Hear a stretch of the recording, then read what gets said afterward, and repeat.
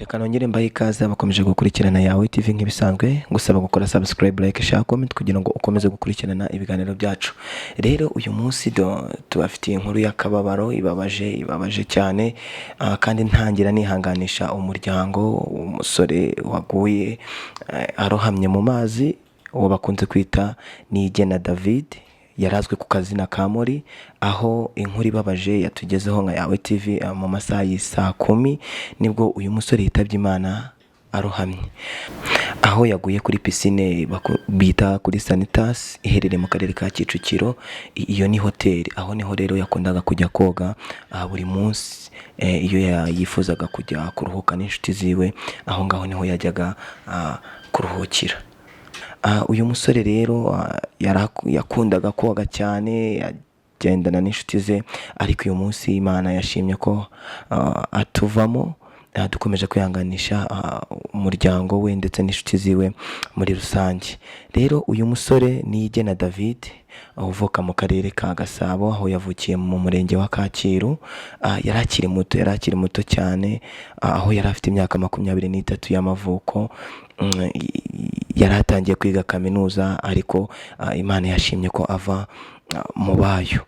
Rero Niyigena David yari umusore yakundaga abantu. David yakundaga kwita ku nshuti ze, yabaga mu magroup atandukanye afasha abantu, aho abantu benshi bamumenyeye, aho yari ari mu itsinda ryafasha Kagisagara Yannick, murabyibuka, bamwe na bamwe muramuzi. Uyu musore rero ubwo kuri uyu munsi nibwo twamenyaga ko ari bwo yitabye Imana.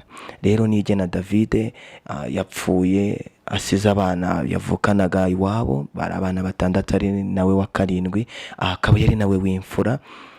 Murumva rero ni ibintu bibabaje, kandi dukomeza kubwira abantu mukomeje gukurikirana Yawe TV ndetse n'inshuti ze muri rusange, umuryango nyarwanda, tubuze umwana w'umusore nk'uko rero mukomeje kubireba ku mafoto. Murabona yari akiri umwana mutonya, yari akiri imbaraga z'igihugu cyacu, tubuze umuntu ukomeye muri rusange. Rero Niyigena David amashuri ye abanza yayize i Kagugu, aho i Kagugu yahize muri primaire, agera mu mwaka wa 5, akomereza mu mwaka wa 6 muri GS Gasanze.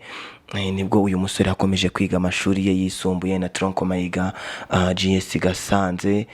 Amashuri ye yisumbuye ayo bakunze kwita superieur ayarangiriza Musanze, aho mu bumenyi yari afiteho yarazi mu bijyanye no gufotora, yarazi kuvuga Igishinwa. Ibyo nibyo mu buzima bwe bwa buri munsi yakoraga, asemurira abantu batumva Igishinwa ndetse ananafotora abantu. Rero uyu musore apfuye kuri ino tariki uyu munsi, tariki ya 8 y'ukwezi kwa 11 umwaka 2019, aho haburaga ukwezi kumwe kugira ngo nawe yinjire mu mwaka 2020 hamwe n'inshuti ze ndetse n'umuryango wiwe.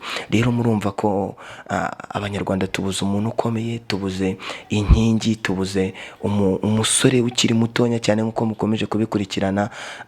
Yari muto. Bakomeje gukurikirana Yawe TV, mukore subscribe, mukore like, mukore comment zanyu kugira ngo mukomeze gukurikirana ibiganiro byacu. Yes, mu magambo rero uyu munsi yakomeje avuga, cyangwa se amagambo asa nkaho ari ayanyuma ashobora kuba yandikiye inshuti ziwe mu muryango wa Youth Live yabarizwagamo, naho yanditse message itari ntoya cyane, avuga ati: ndashimira buri muntu wese wa hano muri Youth Live wabaye inshuti yanjye, akihanganira amafuti yanjye, kuko ndurunyamafuti, nkaba shaka kumumenyesha ko ari inshuti yanjye, ari nishimira kuba inshuti yanjye.